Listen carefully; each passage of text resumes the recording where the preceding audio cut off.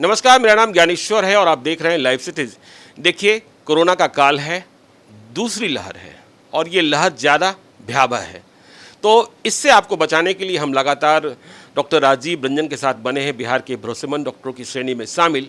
तो डॉक्टर राजीव रंजन से आज फिर हम कुछ सवाल लेंगे। पहले स्वागत है डॉक्टर साहब आपका। बहुत बहुत धन्यवाद। डॉक्टर साहब, सवाल ये है कि ये कोरोना की दूसरी लहर है और इस लहर में भी लक्षण कई हैं, या कहें प्रेजेंटेशन जो है कोविड का वो कई तरीके से है। अमेरिका में अलग दिखा, ब्रिटेन में अलग दिखा, अफ्रीका में अलग दिखा और इंडिया में अलग दिखा। तो ये जो स्ट्रेन में जो परिवर्तन, चेंजेस दिखाई पड़ रहे हैं, वायरस के चेंजेस दिखाई पड़ रहे हैं, उसके कारण सब कुछ गडमड है। और यह भी सवाल है कि ये देखिए, दूसरी लहर आया, क्या तीसरी लहर नहीं आएगा? तो ये क्या चेंजेस दिखाई पड़ रहा है और आगे कैसे क्या होगा, जरा बताएं। बड़ा ही वैज्ञानिक प्रश्न आपने पूछा है कि कैसे ये वायरस बदल बदल के, अपना रूप बदल बदल के समाज में आ रहा है। जैसे सेकेंड वेव, थर्ड वेव जो कहते हैं, जिसको स्ट्रेन भी आप कह सकते हैं।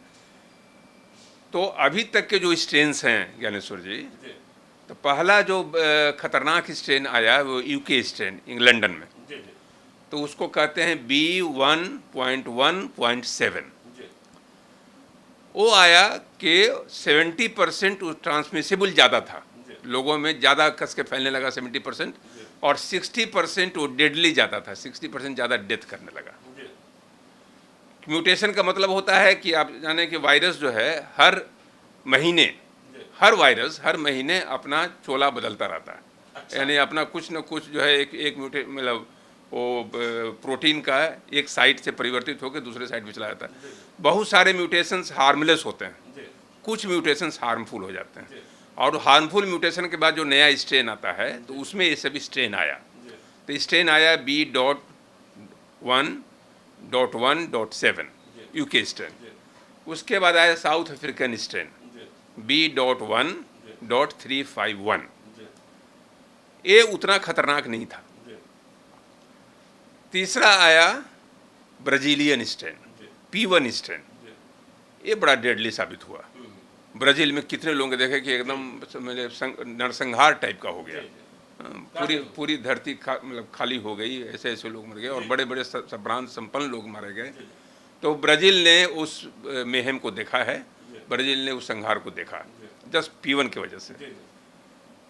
चौथा स्ट्रेन आया कैलिफोर्निया स्ट्रेन, जो अमेरिका में हुआ। तो अब तो कोई दुनिया के भूगोल ऐसा है, किसी एक को आप बांध के रख नहीं सकते हैं, कहीं न कहीं से वो स्ट्रेन उछल कूद करते रहता है इधर उधर पूरे दुनिया के एक हिस्से से दूसरे से। तो कुछ UK strain, south African strain, Brazilian strain India में भी आ गया। तो अभी ये पाया गया कि पंजाब का 80% पॉपुलेशन, जो नया सेकेंड वेव आया, वो यूके स्ट्रेन था। अच्छा, मतलब इंडिया आते आते मिक्सअप हो गया, मतलब ये स्ट्रेन। ऊपर से हमारा एक अलग स्ट्रेन निकल गया, जिसका नाम ही हो गया इंडियन स्ट्रेन। तो उसमें 2 म्यूटेशन होता है, जिसको टेक्निकल भाषा में, जो आम जनता की नहीं है, वो E484Q और L452R जिसको कहते हैं।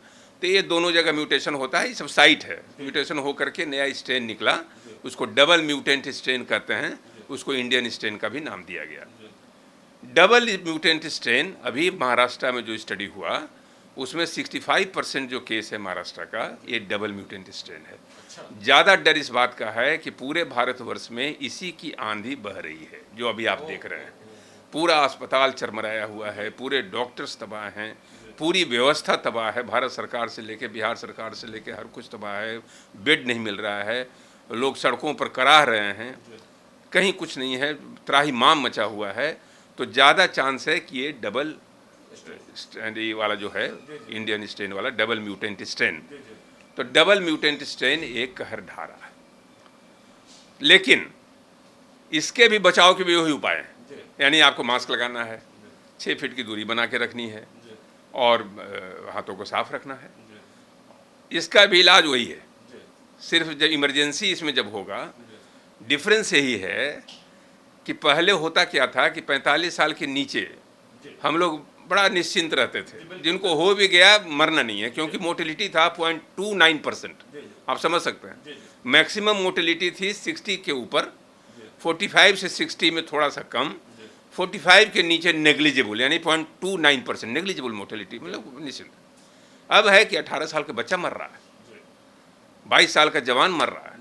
अब सोचिए, जब जवानी मर रही है तो भारतवर्ष की जवानी पर जब ग्रहण लग गया तो आप समझिए क्या होगा। तो जवान लोग मर रहे हैं, जवान लोग परेशान हो रहे हैं, जवान लोग काल कवलित हो रहे हैं, जवान लोग अफेक्टेड होकर परेशान हो रहे हैं, तो पूरे पॉपुलेशन को इसने बिल्कुल ध्वस्त कर दिया। तो पहला स्ट्रेन में और अभी के स्ट्रेन में डिफरेंस है। डबल म्यूटेंट स्ट्रेन किसी उम्र को नहीं छोड़ रहा है, किसी व्यक्ति को नहीं छोड़ रहा है, किसी क्षेत्र को नहीं छोड़ रहा है, लगातार एक हरिकेन की गति से, तूफान की गति से चल रहा है। लेकिन मैं आपको बता रहा हूं कि ये तूफान है।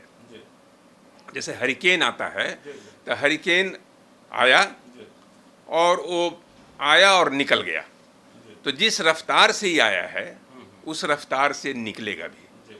इसलिए वैज्ञानिकों का तथ्य है कि बहुत ज़्यादा दिन रुकने वाला नहीं है। जैसे पहला स्ट्रेन जो आया वो तूफान नहीं था, वो हल्के वेग से आया था, बहुत दिन रह गया।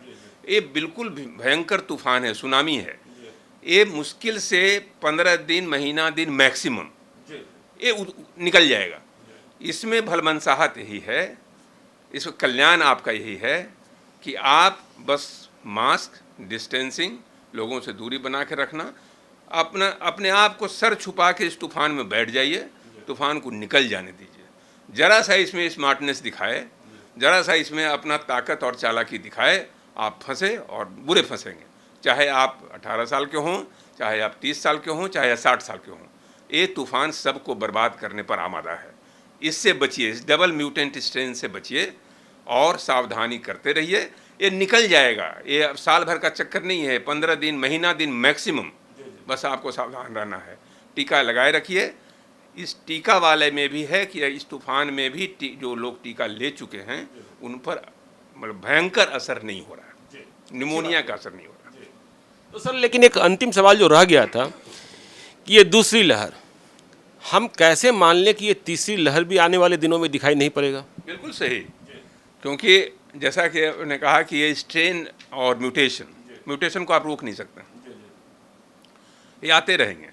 और हर बार जितने भी पहले भी जो इतिहास बताता है कि पहले के भी जो सार्स जो हुआ था तो उसमें भी चला था, ये वेव्स आते गए। तो ऐसे भी हो सकता है कि तीसरा वेव भी आए भारतवर्ष में, इसलिए बचे रहना है। अभी भी बहुत संयमित रहने की ज़रूरत है, संयम के पाठ की ज़रूरत है, बेताबी के नहीं लेना है। लक्ष्मण रेखा कुछ बना के चलिए, कुछ दिनों तक आपको लक्ष्मण रेखा खींच के चलनी है, संयम बना के रखना है। आप बहुत दिनों तक अपने आप को महफूज रख पाएंगे, निश्चिंत रह पाएंगे। तो बहुत बहुत धन्यवाद डॉक्टर साहब का कि देखिए, डॉक्टर साहब ने बताया कि क्या हो रहा है अभी, कैसे 18 साल की जवानी भी, 22 साल की जवानी भी निगल जा रहा है कोरोना का, कैसे हमें बचना है। और बता रहे हैं कि जो 15 दिन और 30 दिन है, ये तो बहुत ही सावधान रहना है। तो आप देखते रहिए लाइव सिटीज़ को। यदि अब तक आपने हमारे यूट्यूब चैनल को सब्सक्राइब नहीं किया, जरूर कर लीजिएगा। और यदि इस वीडियो को आप फेसबुक के माध्यम से देख रहे हैं तो पेज को लाइक कीजिएगा, ट्विटर पर भी हमें फॉलो कीजिए। धन्यवाद।